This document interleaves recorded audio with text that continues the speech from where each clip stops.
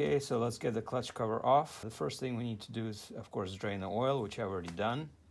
The next thing we're going to do is we're going to loosen the adjuster here on this brake rod. There's no need to remove the lever, and I'll show you how to deal with that in a minute. Then we have to now remove the clutch cable. First we need to loosen the adjuster at the lever, which I've already done, and then you're going to use a flare nut, a wrench here, number 12, to loosen this nut.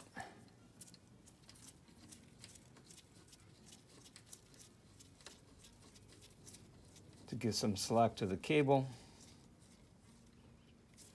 And now we can just disconnect the clutch cable like this.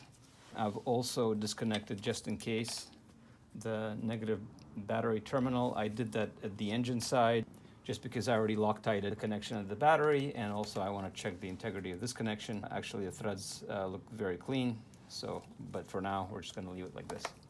So the next thing we need to do, and you can see I already marked the cover, and the reason I did that is because I want to kind of go in a crisscross fashion, and as you're doing it, it's relatively easy to forget where you were, and so I just use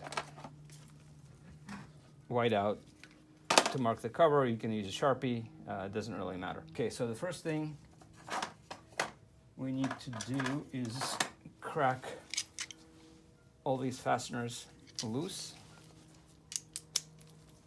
And so as you can see, I'm just going to follow this pattern that I've marked. I'm using a number 8 long socket, and the reason I'm using a long socket is because if you use a short one, they're a little bit fatter here, and it can start scuffing the paint.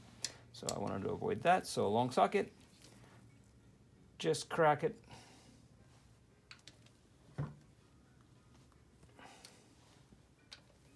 We go in this order. Don't have to think about what it is because it's already marked on the cover.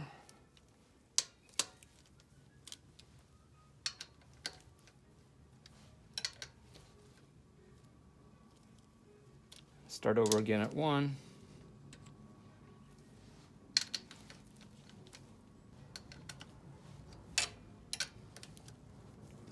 So now all the screws are loose, and what I'm going to do at this juncture is use a speed wrench to get them out. For a speed wrench, you always need to have a wobble at the end.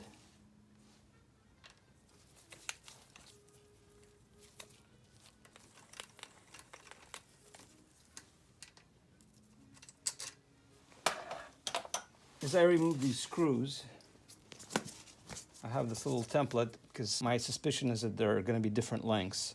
So I prepared a little template that matches this cover, and all I'm going to do is just stick these screws through these holes. I basically just punched a couple of slots through them. And so this way, when it's time to reassemble everything, I don't have to think about where things go.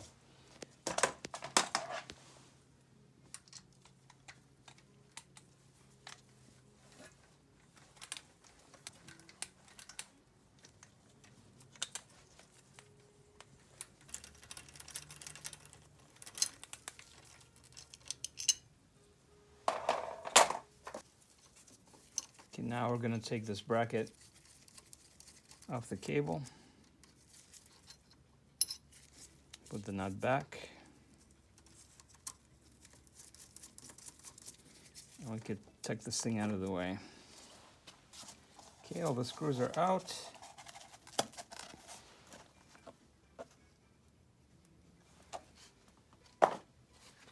So now what we need to do is we need to remove this cover, and as you can see, the brake pedal is in the way, but not for long, thanks to the fact that we loosened our adjuster. We can just put a shim between the foot peg and the pedal. This is a little mount for a GPS receiver that I was never using. I almost threw it away until it occurred to me that it might be useful for a job like this. So there we go. Okay, that's going to be our handle. And so as you can see, this thing is not just going to come loose because it's been on for so long, it's kind of stuck to the case. So what we're going to have to do is maybe hit it with a dead blow hammer a few times. And even though dead blow hammer is pretty soft, it still might be a little bit harder than the paint. So I'm going to use a couple of layers of masking tape just to protect the case.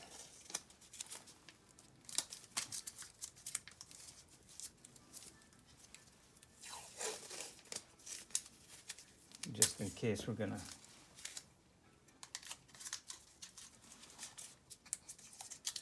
place it in two different areas if we have to strike it in different locations.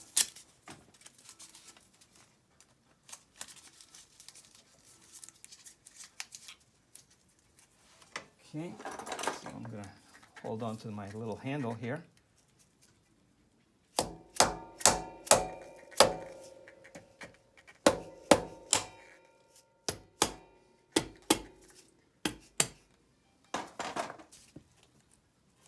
I think we're